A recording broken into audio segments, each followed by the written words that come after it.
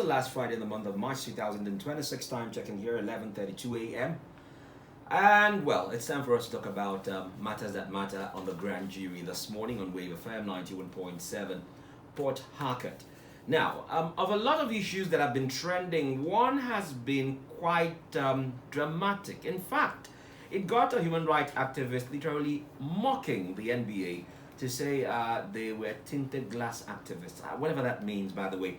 Moyo Showore decided to come all hard on the NBA because the NBA spoke up about issues around judges and how they get to treat lawyers in court.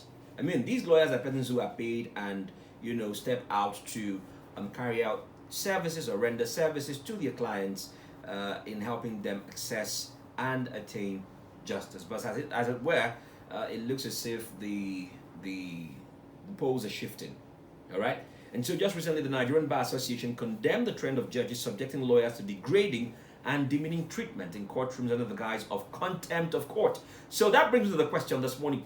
What exactly is contempt of court? And do you have things like lawyers being asked to kneel down and face the wall or being detained as part of the punishment, as it were, that follow contempt of court? To discuss that this morning, I'm joined virtually by a legal practitioner, who is practicing here in Port Harcourt, Barrister John AWUNDE, as we discuss this all-important matter. Because imagine that you get to court and your lawyer is asked to kneel down and face the wall. I can just imagine how it would appear to you and how seemingly hopeless the situation might be by the time you see your lawyer perhaps obeying, or in some instances, if not all instances, disobeying the court's instruction, that's the judge's instruction, to kneel down and face the wall. Is that the punishment for contempt? First things first, let's establish what contempt is. I'm trying to reconnect with my guest right here, Barrister John AWUNDE. Let's get to know if even we as private persons can be involved in acts that are termed contemptuous, or acts that can be branded contempt. All right. Good morning, Barrister John. Thank you so much for joining us this morning on the program. Yeah. Good morning. Yes, please. Yes, it's been it's been a while. We've missed you on this segment, but it's great to know that you're right back here. Yeah. Thank you so much. Okay, so let's deal the issue of contempt. When contempt is spelled out in law, what does it mean? And let's understand if there are types of contempt. Would love to also have a knowing about those. Okay. Contempt of court. Essentially, not contempt in the general context. Okay. Because contempt in the general context may mean an act like despising or a condition of despising maybe the National Assembly or maybe the tribunal or even the court. Okay. But for contempt of court, you have decisions of the Supreme Court and of the Court of Appeal and of court and the provisions of law that says it's the conduct that defies an authority or the dignity of the court. Now, there are some on salary and maybe how do I even put it? Just action and conduct that interferes with the administration of justice of the court. Okay. That's essentially what contempt means. There's been this question whether the contempt of court as recognized by law is to protect the judge's ego or in the interest of the administration of justice, because the ordinary man out there would see this as meaning, so that means you don't disobey or you don't disrespect the court. So let me also get to ask, in practice, is this about the judge's ego or about the administration of justice? Which part of the scale does it tilt more to, in your view? No, it's definitely for the administration of justice. Okay. The court is viewed as a temple of justice. Now, being viewed as a temple of justice, everything has to be done properly in court. There has to be order, there has to be decorum, there has to be peace in the court as that temple. So now, to effect that goal in administrative justice, the court as the leader or as the person who is in charge, make some rules which have already been made by our laws on how to conduct yourself while you are sitting in court. Okay. So now the judge is like the arbiter who sits and regulates events in the court. Okay. So he's in charge of the court. He's like a mini god of the court, of that temple. So anybody that comes into the court comes with some form of respect and dignity. That is the essence of the whole issue of content. It is not for the judge himself as a person. Okay. It's because of the seat he occupies as a judge in that circumstance. Okay. So, it's just unfortunate that I was going to ask, because we'll still come down to the instant matter where a lot of people are talking right now, questions are being asked. Now, there are, according to research, two angles of contempt of court. Can you please help us explain the difference between the two branches, as it were, of contempt of court? Okay. Contempt of court has contempt that is in the face of the court. Okay. It is called contempt impartial. Okay. That's in legal parlance, that's how we call it. It's a conduct or statements that are made during the proceedings. Yes. Okay. That's before the judge. The judge sees the action, and then if he considers it disrespectful or even disruptive of the proceedings, he directly undermines the authority. He views it as directly undermining his authority. Okay. As the judge in the matter. Yes. So that is the one that happens in the case of the court. Okay. Then you have the one that happens outside the court. For instance, where orders are made that people should take action, or that payments or fines be made, or that even in some cases that custody of children is brought back to the mother or to a particular place. Okay. Those happen outside the court. They are called contempt ex parte. Okay. That's the difference between the two.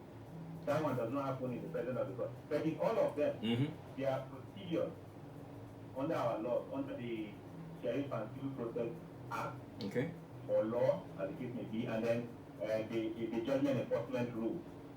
They provide or have a procedure in ensuring that somebody who has committed contempt will go in for it. It's not just a straight thing. Although the one that is committed in the case of the court, yes, the court can summarily try the person. But in the trying the person itself, because the person has to have fair hearing. Okay. That is why when you have committed contempt in the case of the court, the court might call you to show court to come out. In some cases, enter the dock and show court why you should not be punished for the action or the contempt that you have committed before the court. Okay. Yeah. Now, let's look at the practical side to it now, because you've also helped answer the question of the right of the person who's been accused of such contempt of court, and whether this is protected. I think there was a drop right there. I'm going to call him right back.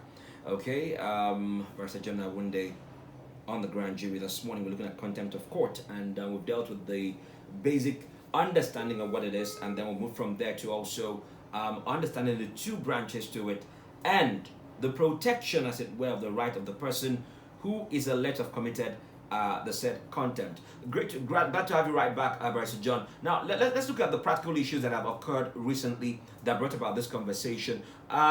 We have this report that the NBA recently condemned reports of judges asking lawyers to kneel down and face the wall or ordering their immediate detention. Now, these are things that in many instances, or in the instances that we have before us, occurred in the face. There were wrongs committed, as alleged, in the face of the court. So it was more or less like something summary.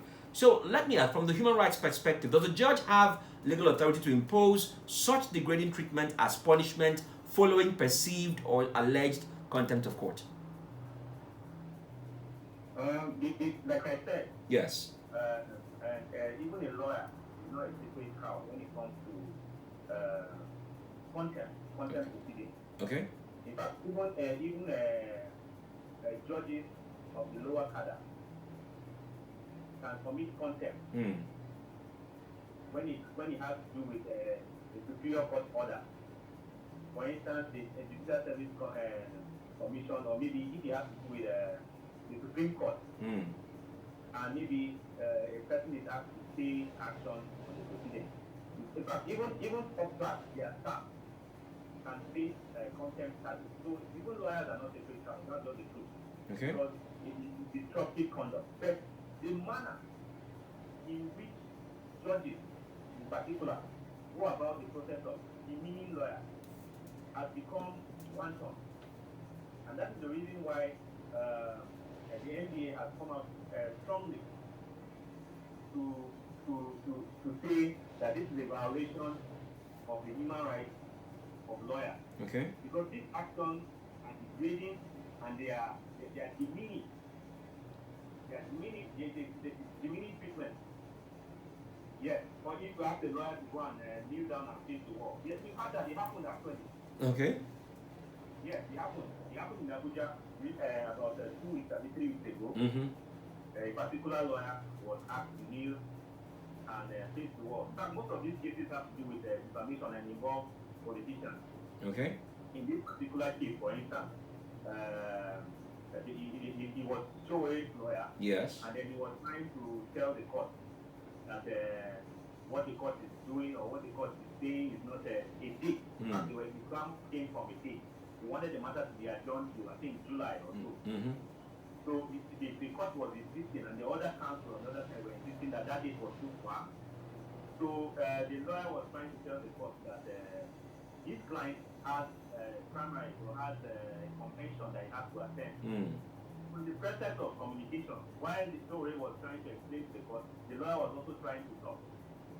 And that is why from the statement the lawyer made that the court is for everybody, is for not for just one person. Because he perceived that story was the judge was hiding the other party, the government. Yes. Concerning the suit that the federal government brought against the information of the character of the president. Yes. So that is the background of what happened. So the comment by the lawyer that the court is for everybody, it's a very factual statement. So in that regard, the statement was not really a contempt. Could it not have been about how the statement was made? Because there are also reports that the lawyer in saying so had raised his voice in saying that. Yes, there's no way you can have an argument in court sometimes that you not raise your voice. Okay. Now, the essence of it could be contempt, no doubt. But the judge himself, when hearing contempt proceedings, has put himself in a position where the whole the justice system, so the lawyer as the minister and the temple of justice, is also viewed by his client and other litigants as a minister in that sense. So if it demeans somebody who is a minister, particularly if somebody who a lawyer is being subjected to such treatment, it will discourage them from coming to court. At the end of the day, it will feel the spirit of the interest of justice. Well, because of yeah, go ahead. Yeah, because of the nature of the treatment, the manner in treating. You know, you have to show cause. You don't just order somebody to do things without asking them to show why you will not punish them. Okay. That is the fact of it. There's a violation of the right to bear hearing in circumstance. Okay. When you summarily say this person should be taken into custody or you kneel down immediately without asking him why he did that or why he did not. And then there are other ways of going about it like justice. You can write to the NBA for the misconduct of the lawyer. Okay. Not openly in the same court when you perfect justice, demeaning the lawyer. You have circumstances where judges tell lawyers that you